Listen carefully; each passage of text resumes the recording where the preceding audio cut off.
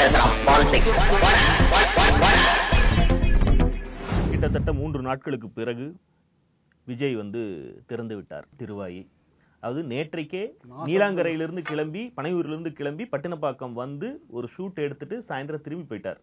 அவருக்கு எடுத்ததில் திருப்தி இல்லை.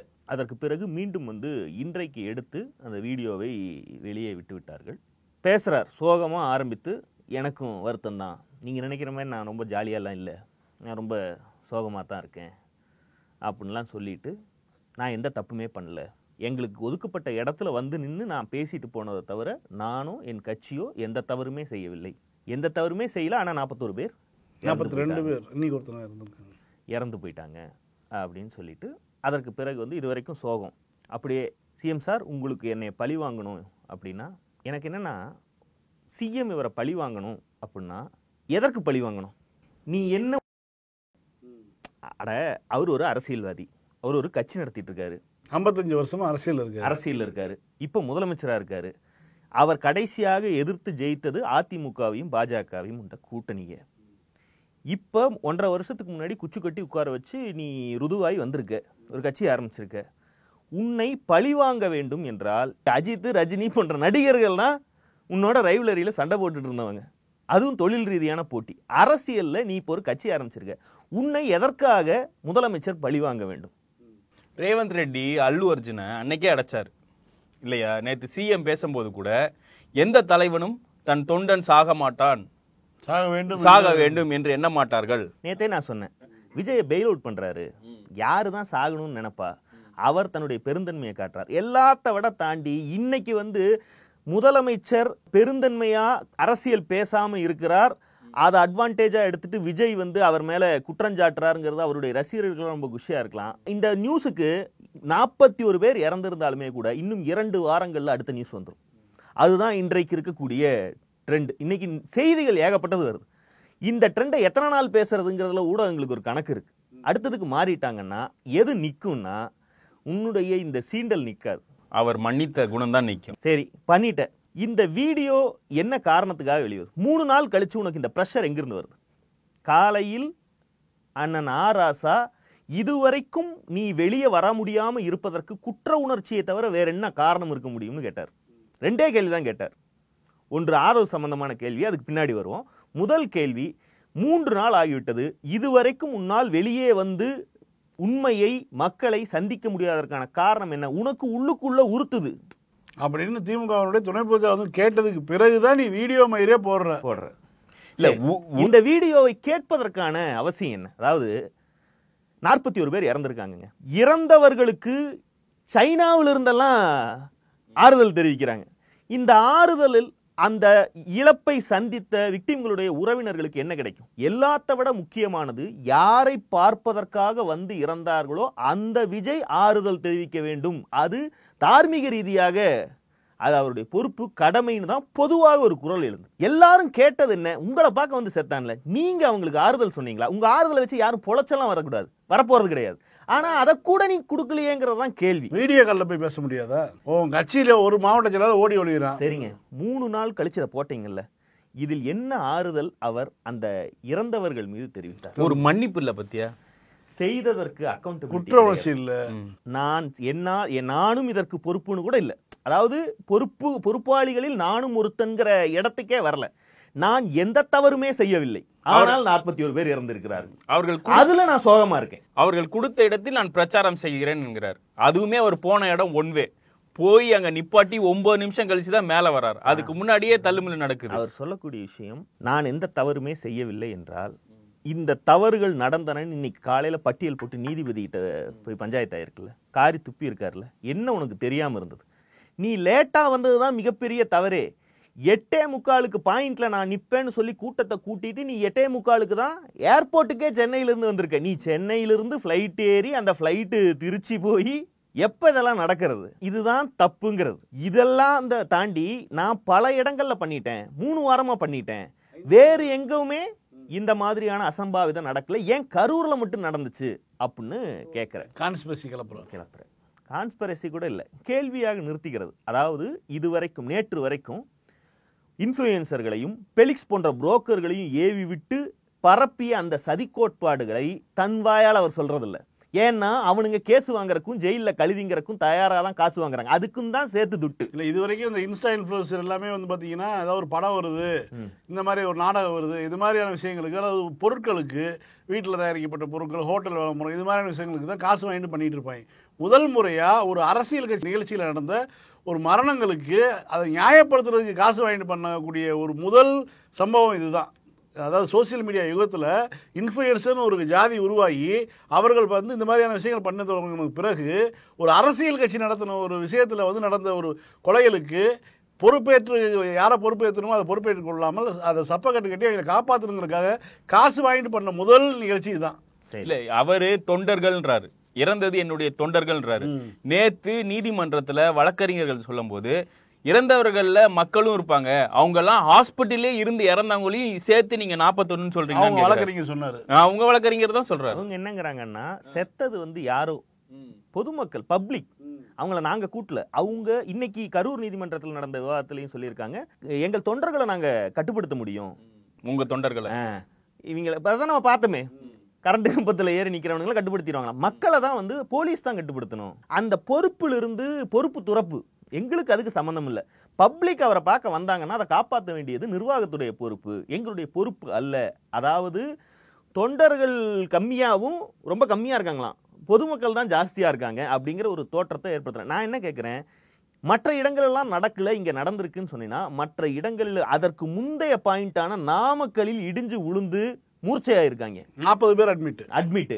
அவங்க எல்லாம் சாகலையும் நீ சொல்ல வரீங்க. இந்த 46 கிலோமீட்டர் நீ வந்து டிராவல் பண்ணி வந்தே இல்லை கரூருக்கு, அந்த தூரம் இருக்குல்ல, அதுக்குள்ளேயே ஒரு நியூஸ் வந்திருக்கும். 40 பேர் அட்மிட், அதில் வந்து 15-16 பேர் வந்து சீரியஸ் கண்டிஷன். இப்போ வரைக்கும் 6 பேர் ஹாஸ்பிட்டலில் இருக்காங்க. அவரை பொறுத்த வரைக்கும் செத்தாதான் கணக்கு அப்படின்னு பார்க்குறாப்புல.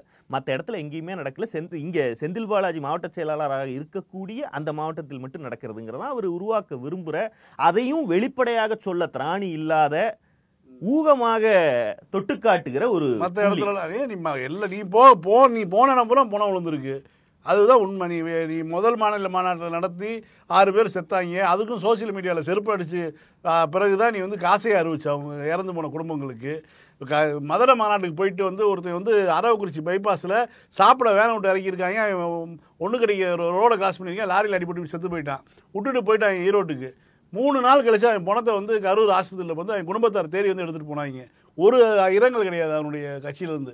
இவன் என்னுடைய எந்த ஒரு இடத்துல காலை வச்சானோ அங்கே இலவு விழுந்தாமல் இருந்ததே கிடையாது. இல்லை இதுவரையும் போன இடத்துல இவர் பாயிண்ட்டுக்கு போறாருல இடத்துல, திருச்சி ஆரம்பிச்சு இப்போ இருக்கிற கரூர், கடைசியாக அந்த கரூர் வரையும் எல்லா இடத்துலையும் 7 மணி நேரம் கழிச்சு தான் மக்களை சந்திச்சிருக்காரு. அவர் சொன்ன டைம்லேருந்து திருச்சியாக இருக்கட்டும், நாகப்பட்டினமாக இருக்கட்டும், திருவாரூராக இருக்கட்டும், எல்லா இடத்துலையும் 7 மணி நேரம். அதாவது இவர் 7 மணி நேரம், இப்போ 8:45 நீங்க சொன்னீங்கன்னா அவங்க 4:30 மணிக்கு வந்து நிற்கிறாங்க அதிகாலையில். அதான் உன் கட்சி உன் தொண்டன் தானே. தண்ணி இல்லாமல் பெண்கள் குழந்தைகள் பல மணி நேரம் வெயிலில் நிற்பதுங்கிறது வந்து அந்த பிரச்சனையுடைய ஒரு 0.01% கூட அது மீது கருணையோ எம்பத்தியோ இந்த நபருக்கு இல்லைங்கிறதுக்கு இந்த வீடியோ தான். குழந்தைகள் இறந்திருக்காங்க, இறந்தவர்களில் பெண்கள் இருக்காருங்க, வயதானவர்கள் இருக்காங்க, இந்த எந்த விவரமுமே இதுக்குள்ள இல்லை. இது இப்பன்னு இல்லைங்க, பொதுவாகவே இவரை பார்க்க வந்து மரணம் அடைபவர்களை அவர் வந்து ஆமா செத்துட்டாங்கன்னு அட்மிட் பண்ணுவதை தயங்குறாப்புல. ஏன்னா அதை சொன்னா அப்போ அதை தடுக்க சொல்லி ஒரு கேள்வி வரும், அதை செய்தால் இந்த மாசு வராது. இல்லை நீதிமன்றம் வந்து முதல்ல இது போட்டிருக்குல்ல, நிபந்தனை வச்சிருக்காங்கல்ல, இது யாருக்கு வந்து ஏதாவது வந்து யாருக்கா ஏதாவது ஆச்சுன்னா நீங்க தான் பொறுப்புன்னு சொல்லி அந்த நிபந்தனையோட தானே ஒப்புக்கொண்டு தானே வந்து நிகழ்ச்சிக்கே நடத்திருக்காங்க. இன்னைக்கு நீதிபதி வந்து அவர் ஒரு மாஸ் ஹீரோ, அவர் வந்தா பெரிய கூட்டம் வரும் அப்படின்னு இருக்காரு. அதை சொல்லிட்டு இதையெல்லாம் நீங்கள் கணக்கில் வைத்துக் கொள்ள கூடாதான்னு தாவேகா மாவட்ட நிர்வாகத்தை கேட்கிறாரு. அந்த கார்டை மட்டும் எடுத்துக்கிட்டாங்க, எடுத்து ஷேர் பண்ணி ஹாட்டின் போறாங்க அவங்க ஃபேன்ஸ். அந்த ஆளுக்கும் அந்த ஃபேனுக்கும் இவருக்குமே வந்தாலே அது மாநாடு தான் நீதிபதி வந்து சொன்னதாக ஹீரோக்கு பில்டப் ஏத்துற மாதிரி ஒரு சீனா. இவனுங்களுடைய அறிவு முதிர்ச்சியே இந்த லட்சணத்துலதான். நேத்து ஒருத்தி சொல்லலாம்ல, விஜய் நாங்க நம்ம பேசினதான் உள்ள போனா என்னங்க இன்னொரு விஜய் கிடைப்பாரா? இல்ல இவங்க இன்னும் போடாத ஒண்ணு, இது வரையும் 50 பேர் இவர் கட்சி ஆரம்பிச்சுல இருந்து இப்ப வரையும் 50 பேர் இறந்திருக்காங்க. 50 நாட் அவுட் விஜய்ன்னு மட்டும் தான் இவங்க போடல. இதுல இன்னொன்னு அவர்களுடைய அந்த பெயில் பெட்டிஷன்லேயே பார்த்தோம்னா ஆதவர்ஜுனாவுக்கும் புஷியானதும் தான் கேட்டிருக்காங்க. கரூர் மாவட்ட செயலாளர் விட்டாங்க. அதாவது யார் அது கொண்டாட்டி பெலிக்ஸ் பேசுறதெல்லாம் கேட்டு பேசி அது நீ கேஸ் வாங்க போகுதுன்னு. ஆமாம், கண்டிப்பாக கேஸ் வாங்கும். இல்லை அதில் அதான் சொல்கிறேன்ல, அந்த 2 மாவட்ட செயலாளர் கரூருக்கு, ஒரு மாவட்ட செயலாளர் ஓடி போயிட்டான். சம்பவம் நடந்துச்சு, பொறுப்பாளர் கேஸ் போட்டான்னு சொல்லி கதவை பூட்டிட்டு ஓடி போயிட்டான். இன்னொரு மாவட்ட செயலாளர் என்ன பண்ணிட்டு இருக்கான்? கிழக்கு மாவட்ட செயலாளர் இருக்கான்ல, அவன் என்ன பண்ணிட்டு இருக்கான்? அவன் போய் மக்களை பார்க்கணும்லங்க. அடிபட்டவனை செத்தவன் வீட்டுக்கு போகணுமா இல்லையாங்க? விஜயுடைய உண்மையான மனநிலையை, அந்த ஆளுடைய யோக்கியதை இருக்குல்ல, அதை தெரிஞ்சுக்கிறதுக்கான சிம்பிளான லாஜிக்கு இந்த வீடியோவில் நேற்றைக்கு தாவேகாவுடைய ஒரு நிர்வாகி சூசைட் பண்ணியிருக்கான். சூசைட் நோட் எழுதி வச்சுட்டு செத்து போயிருக்கான். அதை பற்றி நீங்கள் ஒரு வார்த்தை இல்லைங்க. அது ஏன் இல்லைங்கிறதுக்குள்ளதான் விஜய் யாருங்கிறது இருக்கு. அதை சொன்னா என்ன சொல்ல வேண்டி வரும்? இது மாதிரி எல்லாம் அரசியல் காரணங்களுக்காக உயிரை தியாகம் செய்யக்கூடிய வேலையில் ஈடுபடாதீர்கள். மனித உயிர் விலை மதிப்பற்றது. இப்படியெல்லாம் நீங்க எனக்காக சாகிறதுங்கிற என்னால தாங்கிக்க முடியலன்னு சொல்ல வேண்டி வரும். ஒரு நடிப்பாவது சொல்ல வேண்டி வரும். இதை சொன்னால் நாளைக்கு சாகலினா எவனும் எனக்காக இத்தனை கூட்டம் இத்தனை 41 பேர் இறந்திருக்கிறார்கள். பல்வேறு தொலைக்காட்சிகளில் இந்திய வரலாற்றில், சுதந்திர இந்திய வரலாற்றில் ஒரு அரசியல் கட்சியுடைய கூட்டத்தில் நெரிசல் ஏற்பட்டு 41 பேர் இறந்தது என்பது இதுதான் முதன்முறை அப்படின்னு சொல்றத அவர் லியோ கலெக்ஷன் இதற்கு முன்பு வந்த எல்லா தமிழ் படங்களுடைய கலெக்ஷனையும் தாண்டி விட்டது அப்படின்னு வர செய்திக்கு நிகராக நினைக்கிறார். இதற்கு பிறகும் கூட தன் மீது இத்தனை விமர்சனங்கள் வந்தாலும் இதிலிருந்து தன்னை காப்பாற்றுவதற்கு, தன்னுடைய பிம்பத்தை காப்பாற்றுவதற்கு, தற்கொலை செய்து கொள்வதற்கு இவர்கள் எல்லாம் வருகிறார்கள் என்றால் அந்த 41ஐ ஈக்குவேட் பண்ற மாதிரி 41 தற்கொலைகள் நடந்தால் மாசா இருக்கும் அப்படின்னு இவர் நம்புவதால் தான் இந்த தற்கொலை செய்து கொண்ட நபரை பற்றி அவர் குறிப்பிடுவதில்லை. அதை அவர் ஊக்குவிக்கிறார். இல்லை, இது ஒரு என்ன சொல்றது, ஒரு கொடூரமான ஒரு மனநிலை தான் வச்சுங்க. நீ 4 நிமிஷம் 45 வினாடி பேசியிருக்கல, ஒரு செகண்ட் நீ சிஎம் சார் அவன் நிப்பாட்டிட்டு கேமராவை பார்க்குறதெல்லாம் பண்ணுற இல்லை, உன்னுடைய திரைப்படத்தில் கற்றுக்கிட்ட விஷயம் பூரா பண்ணுற இல்லை. ஒரு வார்த்தை அந்த குடும்பத்துக்கு, செத்து போன குடும்பங்களை பற்றி ஒரு வார்த்தை நான் பார்க்குறேன், 20 லட்சம் ரூபா தரணும்னு சொல்லியிருக்கியே, தரலாம் என்று எண்ணிக்கொண்டிருக்கிறேன்னு சொல்லியிருக்கு. நீ உன் கட்சிக்காரன் வேணா போய் பார்த்து பணம் கொடுத்தாங்களா? உதாரணத்துக்கு சொல்கிறேன், செத்து போனவங்களுக்கு அரசு அறிவிச்சிட்டாங்க, பணம் அறிவிச்சிட்டாங்க, கொடுத்தாச்சு. அதான் அரசு அறிவிச்சு உடனே கொண்டு போய் கையில் கொடுத்துட்டாங்க. சிகிச்சைக்கு ஈடுபடுறவங்களுக்கு கொண்டு போய் கொடுத்துட்டாங்க, எல்லாமே செஞ்சாச்சு. வேடசந்தூர் தொகுதியில் 2 பேர் செத்து போயிட்டாங்க. சொன்னேன் இல்லை, எம்எல்ஏ போய் பார்க்க போனவர் 50,000 காசு கொடுத்து வந்திருக்காரு, திமுக எம்எல்ஏ. அதுதான் நாங்கள் முறை. ஒரு இழப்பு விழுந்த வீட்டில் போய் என்ன செய்யணுமோ ஏதோ ஒன்று செய்யணுமா இல்லையா? நீ அதாவது வாய் வார்த்தையாவது நான் வரேன், உங்களை பார்க்குறேன், உங்களுக்கு அனுதாபம் சொல்கிறேன், ஏதாவது ஒன்று சொல்லணுமா இல்லையா? என்ன நீ இடிச்சு போய் உட்காந்து பயணத்துக்கு பேர் வச்சான் பாருங்க, உங்க விஜய் நான் வரேன், எதுக்கு நல்லா இளவு உங்க விஜய் நான் வரேன் இளவு கேட்க தான் வைக்கணும். அதுக்கு கூட வரலையே. ஒருத்தன் கேட்கறான், அவன் ரசிகன் ஒருத்தன் சொல்றான், கரூர்லயே நிக்கணும், அப்பதான் ரிவெஞ்சா இருக்கும். அவன் யூஎஸ்ல இருக்கான், மனு தாக்கல் பண்ண போகணும்ல, அதுக்காக போகணும்ல. எனக்கு என்னன்னா, இப்படி ஒருத்தனுக்காக உசுர விட்டுருக்கீங்களா, அதை விட ஒரு உயிரை விடுவதற்கு கேவலமான ஒரு வழி வேற ஒண்ணு உண்டா? இல்லைங்க, அதுதான் ரசிகர் செத்தான பிரச்சனை இல்லை, அது அவன் எடுத்துட்டு போறானே. இது வேடிக்கை ஜனங்க. ஒரு 1.5 வயசு பிள்ளைக்கும் 6 மாச பிள்ளையோ 7 மாச பிள்ளை ஒரு பிள்ளை அப்பதான் எந்திரிச்சு நின்றுருக்கும், அந்த பிள்ளைய தோல்ல வச்சு யாருன்னே தெரியாதுடா, உன்னை கிட்ட பார்த்தா அழுகும், ஏன்டா பூச்சாண்டின்னு நீ வச்சிருக்க இதுக்கு விக்குக்கு. இவங்க கொடுக்கிற முட்டுக்கள் இல்ல கான்ஸ்பிரசி தியரி இருக்குல்ல, இது இன்னமும் விஜய் மேல பொதுமக்களுக்கு ஒரு கடுப்பை உண்டாக்கும். இல்லைங்க, இப்பவும் நான் சொல்றேன், இந்த விஷயம் நடந்த பிறகு இந்த முட்டக்கண்மணி போன்ற ரெகுலரா இவனை இதெல்லாம் மாசு 100 அடி சிலை 100 உயிரை கூட கேட்காதான்னு பர்ஃபார்ம் பண்ணக்கூடிய ஆட்கள் கூட செருப்பை கழட்டி அடித்து விட்டதால் தான் இன்னைக்கு ஜெயலலிதா காலை நக்கும் போது முகரை எப்படி வச்சு நடிச்சானோ அதே மாதிரியான ஒரு மாடுலேஷனுக்கு வந்திருக்கான். இல்ல வழக்கமா இவனுக்கு ஒத்து ஊதக்கூடிய ஆட்கள்லாம் அதே டோன்ல வியாபாரம் பார்த்திருந்தாங்கன்னா இன்னைக்கு தெரிஞ்ச எதிரியை விட தெரியாத எதிரிக்கு தான் அள்ளுன்னு பைரவா படத்தில் பேசுவது போல ஒரு மாடுலேஷன்ல இதே வீடியோவை எடுத்து விடுவதற்கு இந்த நபர் தயங்க மாட்டார். எம்பத்திங்கிறது துளி கூட கிடையாது. உன்கிட்ட ஒன்னே ஒண்ணுதான் தெரியுது, செய்தது நீ, உன்னால் தான் செத்திருக்கிறார்கள்ங்கிற குற்ற உணர்ச்சி மட்டும்தான் தெரியுதே தவிர வருத்தமோ இறந்தவர்களுக்கு பொறுப்பேற்றுக் கொள்ளக்கூடிய மனநிலையோ எம்பத்தியோ அந்த வீடியோவில் சுத்தமா இல்லை. நீங்க அந்த கோட்டை எடுத்து அந்த விஜயுடைய அபிஷியல் ஹேண்டில் போடப்பட்டிருக்கிற அதை எடுத்து கோட்ஸை படிங்க. இதற்கு முன்பு என்னைக்கும் இல்லாத அளவுக்கு காரி காரி துப்புகிறார்கள். இத்தனை பேர் துப்பக்கூடிய அளவுக்கு திமுகவுக்கோ தமிழ்நாட்டில் வேறு எந்த கட்சிக்குமோ வந்து டூல் கிட் அனுப்பக்கூடிய செட்டப்பே கிடையாது. பார்க்கக்கூடிய சாதாரண மக்கள், எந்த கட்சி சார்பும் இல்லாத ஆட்களே வந்து இப்படி கூட ஒரு பிறவி இருப்பியா அப்படிங்கிற ரேஞ்சில் காரி துப்புறாங்க. கோட்ஸ் என்ன எண்ணிக்கையில் இருக்கு பாருங்க. கோட்ஸுக்கும் டைரக்ட் ரீட்வீட்ஸுக்குமான ரேஷியோ பாருங்க. அதான் ஒரு கேட்டிருக்காரு, கரூரில் மட்டும் இல்லப்பா, நீ போன இடத்துல எல்லாம் உயிர் பலி நடந்துருக்கு, நம்ம பேசுறதான் கேட்டிருக்காரு. அதே மாதிரி தான் சிஎம்மோட ட்வீட்டை அந்த வீடியோ எடுத்து போட்டு தலைவனுக்கும் தற்கொலைக்குமான வேறுபாட்டை பாருன்னு சொல்லி போட்டிருக்காங்க. அதாவது புதுசாக வந்து ட்வீட்டே வந்து ரொம்ப ரெகுலராக யூஸ் பண்ணாமல் இருக்கக்கூடிய ஆட்கள் கூட வந்து எடுத்து போட்டு அடிக்க ஆரம்பிச்சிருக்காங்க தொடர்ந்து. நம்ம அந்த ரியாக்ஷன் வீடியோ வந்து பேசி ட்விட்டரில் போட்டோம் இல்லையா, அந்த நியூஸ் மினிட், அந்த தன்யாராஜனை கேட்டிருக்காங்க அதிபர், நியூஸ் மினிட்டினுடைய அதிபர். No apology in more conspiracy theories provoke and taunt. Sure, he can ask questions if the state machinery failed, but he just resorts to conspiracy mongering. Definitely grim signs from someone who aspires to be a politician. யார் சொல்லியிருக்கா? தன்யாராஜேந்திரன். ரிப்ளைல போய் பாருங்க. என்னடி அருணா ஜெகதீசன் பத்தின news ஒண்ணுல கீழே வந்து நீ யாருடி கேக்குறான் ஒரு தவக்கன். அவன் அந்த அம்மா கிட்ட தாண்டா போய் விசாரணைக்கு போய் உட்காரணும்.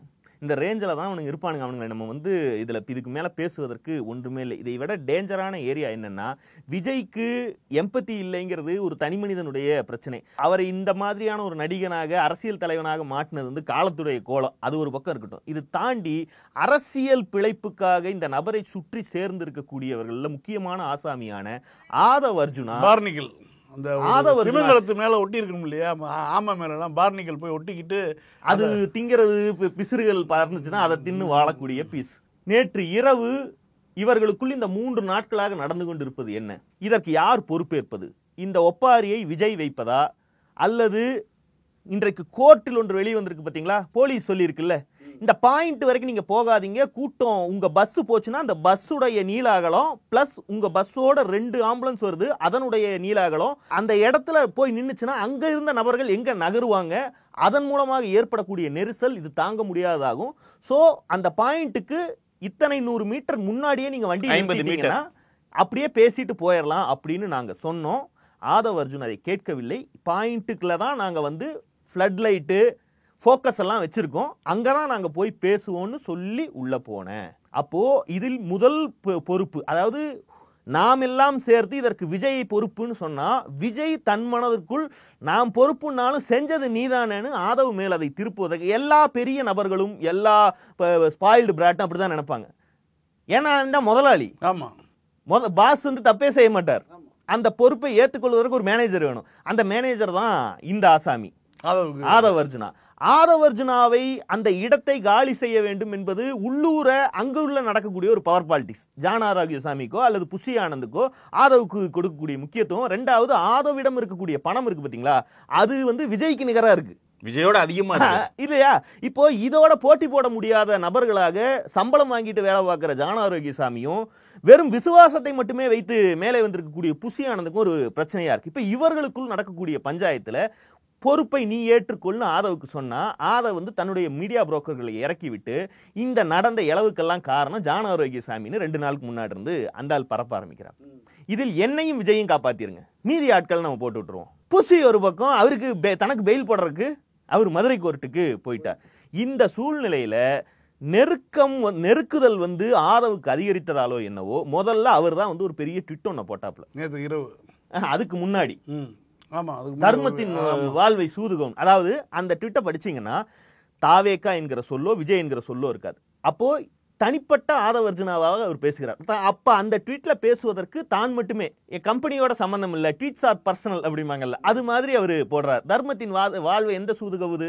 தர்மம் எது? தான் தர்மம். இந்த கூட இவரை பத்தி தப்பா போட்டு விட்டு இவரை மன்னிப்பு கேட்க வைன்னு சொல்றாங்க பாத்தீங்களா ஜான் ஆரோக்கியசாமி போன்றவர்கள், அவர்கள் வந்து சூது. ஆனால் ஒரு நாள் வந்து விஜய்க்கு புரியும், நான் தான் கரெக்ட், நான் நல்லவன் அப்படின்னு புரியுங்கிறதா அந்த ட்விட்டரே அர்த்தம்.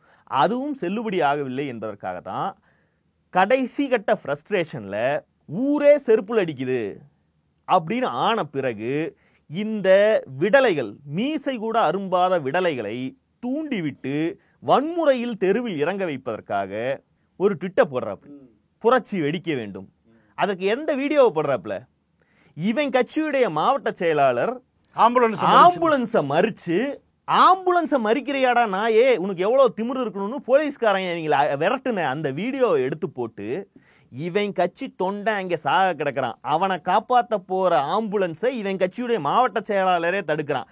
இதுக்கெல்லாம் எந்த சம்மந்தமும் இல்லாத போலீஸ் அங்க போய் ஆம்புலன்ஸை தடுக்கிறியான்னு அவனை அடிச்சு விரட்டுது. இந்த வீடியோவை எடுத்து போட்டு பேய் அரசாண்டால் பிணந்தின்னும் சாத்திரங்கள்.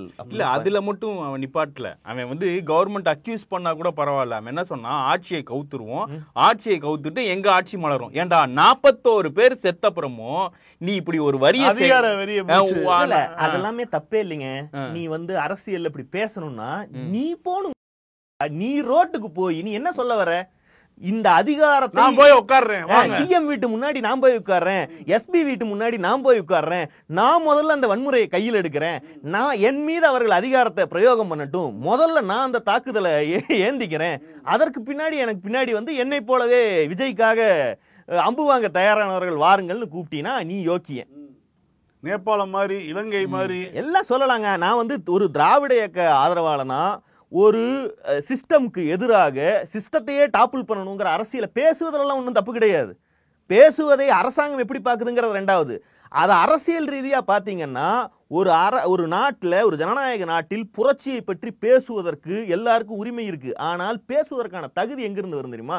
பாட்டாளி வைக்க அரசியல் பேசி உன் இயக்கம் முழுக்க பீரங்கி குண்டு கூட நெஞ்ச காட்டுற அளவுக்கான உறுப்பினர்களை சேர்த்து வச்சு அதனால வரக்கூடிய எல்லா கான்சிக்வன்சஸையும் நான் தாங்குவேங்கிற ஒரு அமைப்பா இருந்துட்டு நீ வந்து புரட்சி பேசினீன்னா அது லாஜிக். புரட்சிங்கிறது வெறும் இடதுசாரி புரட்சி மட்டும் கிடையாது. உலகம் முழுக்க வந்து வலதுசாரி புரட்சி நடந்திருக்கு.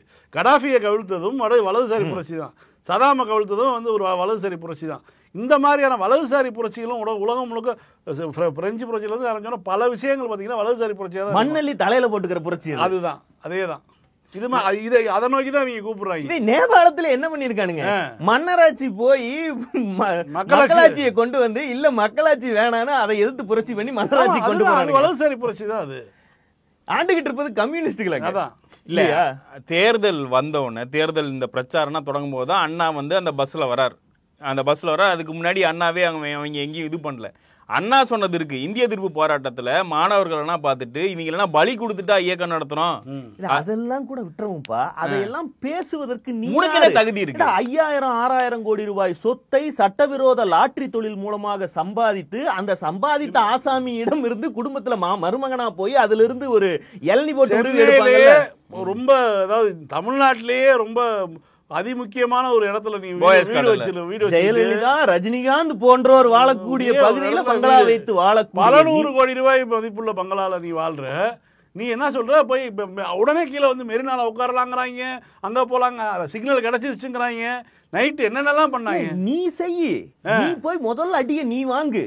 இன்னைக்கு 3 செகண்ட் பேசலாம், 4 செகண்ட் பேசிட்டு ஓடுறிய கார்ல.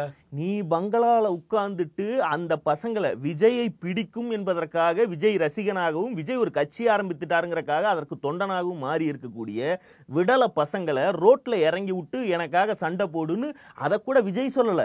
நீங்க நல்லா கவனிங்க, விஜய்க்காக அவன் செய்வான், ஆனா செய்யக்கூடியவன விஜய் அதை சொல்லல. நீயே 6 மாசத்துக்கு முன்னாடி போனவன் விசிகாவிலிருந்து உன்னுடைய சில்லறைத்தனம் தெரிந்து அங்க அடிச்சு பத்தி விட்ட பிறகு உனக்கு உடனடியாக ஒரு கட்சி வேணும்னு புதுசா ஆரம்பிச்ச கட்சியில நீ ஒட்டிக்கிட்டு இருக்க. உன்னை ஒட்டிக்க வச்சுக்கிறதுக்கான காரணம் உன் பின்னாடி இருக்கக்கூடிய காசு. இந்த காசு இருக்குன்னா இங்கிருந்து நீ உன்னை துரத்தி விட்டா கூட அடுத்து அப்படியே பிஜேபிக்கோ அதிமுகவுக்கோ போய் மறுபடியும் நீ சேர்ந்துக்குவ. உங்ககிட்ட இருக்க கடைசி காசு உருவப்படும் வரைக்கும் யாரு வேணாலும் உன்னை சேர்த்திக்கதான் செய்வாங்க. அதுல எந்த பிரச்சனையுமே இல்லை. ஆனா நீ யாரை ஏறி விடுற, யாரு விட்டு புள்ளைய ரோட்ல இறக்கி விட்டு நீ சாக விடுற. நான் வந்து ஒன்னே ஒன்று அதுல ஆறுதலா பார்த்தேங்க. இதை கேட்டுக்கொண்டு பல ஆப்பாயில்கள் டெலிகிராம்ல குரூப் ஆரம்பிச்சு பேசிச்சு. ஆனா பல பசங்க இவன் நம்ம அண்ணனை முட்டுச்சந்துக்கு இழுக்க போறான், அது சொல்றதுன்னா நம்ம தளபதி சொல்லட்டும், விஜய் சொல்லட்டும், இவன் யாரு, இவனாலதான் பல பிரச்சனைகள் உண்டாகுது, இவன் யாரு நமக்கு ஆர்டர் போட்டு நமக்கு சிக்னல் கொடுப்பதற்கு. அது வந்து பரவாயில்ல, அந்த அளவுக்கு கூறு இருக்கு. செருப்படி வாங்கி செத்துற கூடாதுங்கிற அளவுக்கு, தங்களை பாதுகாத்துக்கிற அளவுக்காவது இவனுங்களுக்கு கூறு இருக்குங்கிறத நினைச்சு சந்தோஷப்பட வேண்டியதுதான். ஆனால் இதை போட்டு விட்டு யோக்கியமா இருந்தா உடனும்ல, முதல்ல ஒரு எடிட்ட போடுற, அதுக்கப்புறம் மொத்தமா டெலீட் பண்ணிடுற. இன்னைக்கு மீடியாக்காரங்க கூப்பிட்டு கேட்டா மைக்க போட்டா பேசுற மனநிலையில் இல்ல. ஏன்டா கலவரம் பண்றதுக்கு மனநிலை இருக்கு. உனக்கு பேச முடியாதா? இன்னொன்னு எப்ப எது எடுத்தாலும் 6 வயசுல எங்க அம்மா சூசைட் பண்ணிட்டாங்க அப்படின்னு ஆரம்பிச்சு அந்த கதையை சொல்லு. அதுக்கு அப்ப என்னுடைய மனநிலை எப்படி இருந்துச்சோ அது ஒரு victim card, Trump card. Victim card இல்ல, அது வந்து ஒரு ட்ரம்ப் கார்டு போட்டு டெலீட் பண்ணிட்டேன். எனக்கு என்னன்னா, இங்க இருக்கக்கூடிய திமுகவுல 2 துணை பொதுச் செயலாளர்கள் அதை கண்டிச்சு காலையில இருந்து பேசிட்டாங்க. வேற எந்த ஜனநாயக சக்திகளும் நேற்று போட்டது அதனால் எத்தனை இளைஞர்களுடைய வாழ்க்கையை சீரழிப்பதற்கு தூண்டக்கூடிய போஸ்ட்ங்கிற அந்த சீரியஸ்னஸே இல்லாம இதை கடந்து போறாங்க. இவனை பாதுகாக்கிறார்.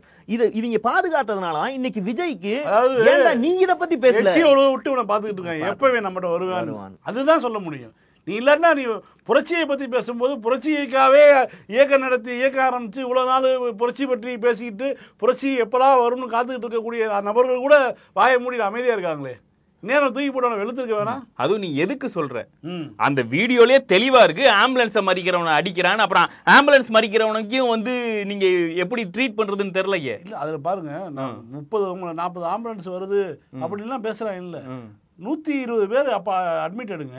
அப்போ ஒரு ஆம்புலன்ஸ் போன ஆம்புலன்ஸே திரும்ப வருது அப்படிலாம் சொல்லி அடிச்சிருக்காங்க. விஜய் பேச ஆரம்பிச்ச 2வது நிமிஷத்துல ஒரு ஆம்புலன்ஸ் வருது. 4வது நிமிஷத்துல இவரே ஆம்புலன்ஸ கூப்பிடுறாரு. நீ எவ்வளவுதான் கதையை பில் பண்ணுவீங்க? ஆனா உண்மையில சொல்றேன், விசிகால இதே மாதிரி குழப்பத்தை உண்டாக்கும் போது திருமா வந்து கண்டிச்சார். ரொம்ப அம்மச்சூரா பேசுறாரு. ஏன்னா அங்க ஒரு கட்சி இருக்கு, அங்க ஒரு தலைமைன்னு இருக்கு. தாவேக்காங்கிறது வந்து ஒரு ஹெட்லெஸ் சிக்கன், தலையே இல்லாத பாய்லர் கோழி தான். அதனாலதான் இவெல்லாம் பேசுறான். இவன் என்ன பேசினாலும் கோட் பண்ணி அந்த பேசுனதுடைய சீரியஸ்னஸ் என்னன்னு இந்த தவுட்டு தற்குறி விஜய்க்கு புரியாது. நேத்து நைட் போட்டு ட்வீட்டர் டெலிட் பண்ணிருக்கான். எதுக்கு போட்டான், என்ன போட்டான், இதுக்கு எதுக்கு எல்லாரும் திட்டுறாங்கன்னு விஜய் யோசிச்சுட்டு இதுதான் இதுக்கு பிரச்சனை. இப்ப விசிகாவில் இருந்து கொண்டு இப்படி ஒரு புரட்சிக்கான அறைகோல் நீ விடுத்தீங்கன்னா வச்சுக்கோ, அங்க கீழே இருக்கவன் என்ன மயிருக்குடான்னு அவன் கேட்பான். அம்பேத்கரே சொல்லாத நீ என்னடா சொல்றேன்னு அவன் கேட்பான். இல்ல இந்த கிறுக்கனுங்களுக்கு எதுவுமே தெரியாது. காட்டு இடத்துல பாஞ்சு மேஞ்சிருவானுங்களே. புரட்சி எப்ப வேணும்? 15 வருஷமா மோடி ஆட்சி பண்ணிட்டு இருக்காரு, அதுல புரட்சி வேணாமா? 4 வருஷம் மோடி தலைமையில பார்ப்பனர்களை வைத்து எடப்பாடியை வைத்து ஆட்சி நடத்திருக்காங்க, அப்ப புரட்சி வேணாமா? ஜெயலலிதா ஆட்சி நடத்தினப்பெல்லாம் புரட்சி வேணாமா? இந்தியாவுடைய வளர்ச்சி விகிதமே 8.5 இருக்கும்போது 12க்கு தமிழ்நாட்டு அப்படியான தமிழ்நாட்டுல நான் வந்து உதாரணம் பாருங்க, நேபாளம் இலங்கையை போல இதே வந்து பழக்கமாகும். பாஜக இன்னைக்கு என்ன பண்ணுது நீங்க நல்லா கவனிச்சு பாருங்க. இவனுங்க இந்த சதி கோட்பாட்டை எல்லாம் பேச பேச இதே லைனை அங்கிருந்து பாஜக உருவாக்கி பரப்ப ஆரம்பிக்குது. அண்ணாமலை ஒரு டீமை கூட்டு போய் என்டிஏ எம்பிக்கள்னு கூட்டு போய் இதையே சொல்ல விரும்ப வைக்கிறாங்க. அங்க களத்தில் இருக்கக்கூடிய கரூரில் கண்ணால் பார்த்தவர்கள் லாஜிக்கை உடைச்சு விட்டு இங்க சதி நடக்கல, ஒரு மயிறு நடக்கல, அங்க ஒரு இடத்துல கரண்ட் போயிட்டு உடனே வந்துச்சு, ஜென்செட்டை போய் ஆஃப் பண்ணாங்க. ஜென்செட் ஆஃப் பண்ண இடத்துல மட்டும் இருட்டாயிருச்சு. இவங்க வண்டியை வச்சுட்டு பண்ண அட்டூழியத்துல இப்படி ஒரு நெரிசல் மரணம் ஏற்பட்டுச்சுன்னு அவங்க சொல்றாங்க. எல்லாத்தையும் கேட்டுட்டு வந்து ஜெயமாலினி சொல்லுது எங்களுக்கு இதுல டவுட்டா இருக்குன்னு. எல்லா அதாவது சிம்பிள், விஜய் தன்னுடைய முட்டாள்தனத்தால் தன்னுடைய மாஸ் காட்ட வேண்டிய வெறியால் செய்த ஒரு கூத்துல 41 பேர் பலியாயிட்டாங்க. பலியான பிறகு இதை ஒத்துக்கொள்ள மனமில்லாமல் விஜய் யார் மீது பழியை தூக்கி போட முடியும்னு கதையை தேடிட்டு இருக்காரு. இதை தேடிக்கொண்டிருக்கிற நேரத்துல பிணங்கள், கலவரம், அதன் மீது ஏறியே ஆட்சி அதிகாரத்தை பிடித்தே பழக்கப்பட்ட பாஜகவுக்கு இது ஒரு நல்ல ஃப்ரேம் ஒர்க்கா தெரியுது. இதை நாம ஏன் கேப்சர் பண்ணக்கூடாதுன்னு நைசா உள்ள வந்து முதல் நாள் வந்து நயினார் போன்றவர்கள் விஜய திட்டுனாங்க. அதுக்கப்புறம் அண்ணாமலையை விட்டு விஜய் ஆதரவு ஸ்டாண்ட் எடுத்து இன்றைக்கு அவங்களுடைய நேஷனல் லெவலில் இருக்கக்கூடிய பீஸுகளை எல்லாம் கூட்டிட்டு வந்து அதே லைன் எடுத்து கூட்டு போறாங்க. நேற்றைக்கு புதிய தலைமுறை, அதாவது விஜய்க்கு தனியாக ஒரு டிவி இல்லை, அந்த குறையை தீர்க்கும் விதமாக ஆஸ்தான சேனலாக இயங்கி வரக்கூடிய புதிய தலைமுறையில போடுறானுங்க. குருமூர்த்தியை தன்னுடைய சகாக்களை அனுப்பி சந்திக்க வைத்திருக்கிறார் விஜய்னு. அதாவது செய்தி இல்ல, போற போக்குல செய்தி இல்ல, கார்டு கூட இல்ல, வீடியோ போடுறாங்க, பேக்கேஜ் வீடியோ ஒன்னா போடுறாங்க. அதை இவங்க மறுக்கல. இப்ப வரைக்கும் குருமூர்த்தி தான் இங்க எப்பவும் குதிரைக்குள்ள இல்லைங்கிற மாதிரி அந்தால் மறுக்கிறார். ஆனால் இவர்கள் அதை சொல்ல விரும்புகிறார்கள், சீசன் பண்ண விரும்புகிறார். என்னை காப்பாற்றுவதற்கு பாஜகவும் இருக்கிறது. இப்ப இந்த வீடியோல என்ன சொல்றாரு, எனக்காக ஆதரவாக பேசியவர்களுக்கு நன்றி. யார் அது? அண்ணாமலையும் எடப்பாடி பழனிசாமி ஆதரவா பேச. தமிழ்நாட்டிலே வந்து இந்த மாதிரி பச்சை படுகொலைக்கு ஆதரவா பேசக்கூடிய குரூப்னா அந்த 2 குரூப் தான் இருக்காங்க. ஆறுதல் சொல்லுவதற்கு எப்ப வெளியே மூஞ்சியை காட்டுவேன்னு கேட்டா, அரசியல் பேசுவதற்கு 3 நாள் கழித்து ஒன்றை பண்ணி சிஎம் வந்து வம்பிழுத்து வந்து எல்லாத்துக்கிட்டையும் செருப்பு. அதாவது விஜய்க்கு இப்படியான ஒரு இமேஜ் தான் வந்து சினிமாவில் அவனை தூக்கி வைக்கிறது. சிஎம் சார் வேணும்னா என்ன வாங்கினா 2 நிமிஷம் ஆகாது அவனை மண்டையில் அடிச்சு வண்டியில் ஏற்றி கூட்டி போய் உட்கார வைக்கிறதுக்கு. ஜெயலலிதா சொல்றீங்க கமெண்ட்ல போட்டிருந்தேன், ஜெயலலிதா மட்டும் நீங்க இருந்திருக்கணும், இந்நேரம் ஜட்டியோட இருந்தா பசுமை பாளையம் ஸ்டேஷன்ல உட்காந்துருப்பேன்னு சொல்லி போட்டேன். திமுக காரன் தான் போடுறேன். இல்ல இப்ப நம்ம சிஎம்கே வந்து பர்சனல் ஈகோன்றது ஒண்ணு கிடையாது. அவரு அரசியலுக்கும் நீ எலெக்ஷன்ல நின்னு எங்களுக்கு வெற்றி அவருக்கு வந்து பெருந்தன்மை ஜாஸ்தி. அது வந்து பெரியார் காலத்துல இருந்து அண்ணா காலத்துல எல்லாத்துக்குமே வருது. ஆனா அந்த பெருந்தன்மைய ஆதவ் அர்ஜுனா போன்ற ஆட்கள் மிஸ்யூஸ் பண்ணும்போது ஸ்டேட்டோட நலனை வந்து கன்சிடர் பண்ணி அவனை வந்து கைது செய்யணும். அவன் போட்டது தப்புன்னு உணர்ந்து அதை டெலிட் பண்ணிருந்தான்னு வச்சுக்கோ, அது வந்து வேற. அப்படி இருந்துச்சுன்னா நீ வந்து நான் போட்டது தப்பு, நான் போட்டதையெல்லாம் சிக்னலா வச்சுட்டு வன்முறையில் ஏதாவது இறங்கி வாழ்க்கையை தொலைத்து விடாதீர்கள்னு யாரை நோக்கி போட்டானோ அந்த தாவேக்கா தொண்டன் விஜய் ரசிகன்ட்ட அந்த மன்னிப்பு கேட்கணும். அப்படி இல்லாமல் போட்டுட்டு ஸ்கிரீன்ஷாட்டா பரவி இவங்க குரூப்புக்குள்ள பேசிட்டு இருக்கிறப்போ இவன் அமைதி ஆயிட்டானா அதனுடைய பொருள் அதற்கு பொறுப்பு கூட எடுத்துக்காம பிரச்சனையை கலவரத்தை தூண்டிவிட்டு அமைதியானதாக தான் அதை அப்படித்தான் இதை பார்க்க முடியும். அப்போ இந்த ஆள் மேல இதற்குரிய பிரிவுகள்ல வழக்கு பதிவு செய்யணும். ஏன்னா இதே நாளைக்கு பாஜக காரம் பண்ணுவான். இதை நீங்க நார்மலைஸ் பண்ணி விட்டீங்கன்னா இதை வந்து பாஜக காரம் பண்ணுவான். இவங்களே கூப்பிடுவேன், இவங்களும் வருவாங்க. கரூருக்கு நீதி கேட்போம் வாங்கன்னு சொல்லி அவங்க கூப்பிடுவேன், இவங்க போவாங்க. இந்த வீடியோ ஒரு ஃபிளாப் ஷோ. ஊடக பத்திரிகையாளர்கள் அத்தனை பேருக்கும் இதுல எந்த ரெமோஸும் இல்ல, குற்ற உணர்ச்சியோ ஒரு வருத்தமோ இல்லைன்னு எல்லாத்துக்கும் ஒரு விஷயம் நீங்க பேசுறீங்கன்னா உங்க ஆழ்மானதுல இருந்து பேசுறீங்க. சம்பவம் நடந்து 2 மணி நேரம் நீங்க டிராவல் ஆகி ஏர்போர்ட்டுக்கு வர 2 மணி நேரத்துக்குள்ள எல்லா செய்தியும் உனக்கு வந்துடும். உன்னுடைய அரசியல் வாழ்க்கையுடைய முக முக்கியமான காலகட்டம் வந்து நீ அங்க கரூர்ல இருந்து திருச்சி போன அந்த 2 மணி நேரம் தான். அப்ப உனக்கு ஒரு வாய்ப்பு கிடைச்சது, வரலாற்று வாய்ப்பு. நீ அதை வந்து உன்னுடைய எம்பத்தியே இல்லாத குணத்தால் அதை இழந்து விட்டாய். அவங்க பரப்பன வதந்திக்கே இதுல உண்மை வந்துருச்சு. நீ அனுமதியும் கேட்கல, நான் போகணுன்ற உனக்கு விருப்பமும் இல்ல, அட்மிட் பண்ணிட்டாப்ல. ஏன் திரும்பி போலங்கிற ஒரு கதை சொல்லிட்டு இருந்தாங்க பாத்தீங்களா, போலீஸ் வரவிடாமல் தடுத்ததுன்னு. அது இல்லை, எனக்கே போய் பேசுவதற்கு மனநிலை இல்லை, நான் திரும்ப வந்துட்டேன். என்ன பண்ணணும், திருச்சியில தங்கி இருக்கணும். திருச்சியில நீ தங்கி இருந்தேன்னா நீ ஒரு நீங்க சொல்றதெல்லாம் நடக்கணும்னா உண்மையில செத்தவன் மேல வருத்தம் வேணுங்க. அது இருக்கவே அதையெல்லாம் செய்வான். இந்த ஆளுக்கு பிரச்சனை என்னன்னா, அவன் செத்தான்னா என் இமேஜ் உடஞ்சிருமே, இந்த இமேஜை எப்படி பாதுகாக்கிறதுன்னு யோசிக்கிறான். அந்த இமேஜை பாதுகாப்பதற்கு நான் ஹெட் குவார்டர்ஸ் ஆன சென்னைக்கு வந்து பாதுகாப்பா இருந்துகிட்டு 2 நாள் இன்ஃப்ளூயன்சர்களை தூண்டி விட்டாதான் இமேஜை பாதுகாக்க முடியும். எனக்கு தெளிவா வேலை வரும். இல்ல இப்ப இந்த 42 பேருக்கும் நிதி உதவி பனையூர்ல தான் கொடுக்க போறாரு. கண்டிப்பா. இப்போ இன்னைக்கு நீதிமன்றத்துல நடந்ததுல நீதிபதிகள் கேட்ட முக்கியமான கேள்விகள்ன்றது இருக்கு.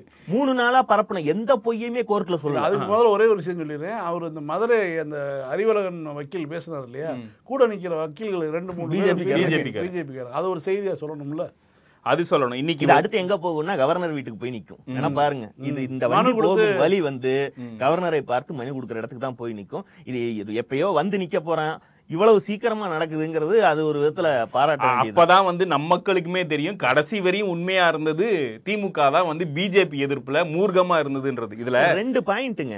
ஒண்ணு, இவன் சிக்கல்ல சிக்கி ஊரே செருப்பால கொண்டு அடிச்சிட்டு இருக்கும் போது கஞ்சாசங்கர் மாதிரியான ஆசாமிகள் 40 பேர் செத்தா பரவாயில்ல, இது ஒரு நல்லதா, இதுல ஒரு பாசிட்டிவ்னஸ் பாருங்க. செத்தாலும் இதுல இருந்து ஒரு பாடம் கத்துக்குங்க.